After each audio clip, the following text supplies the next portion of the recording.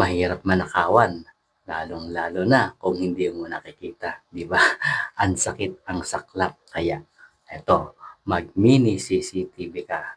Kung sakaling gagalaw at magnanakaw ulit sa inyo, yung magnanakaw na yan, oh, ayan, makikita mo na siya, mare-record at mamo-monitor mo na ang mga galawang magnanakaw na yan.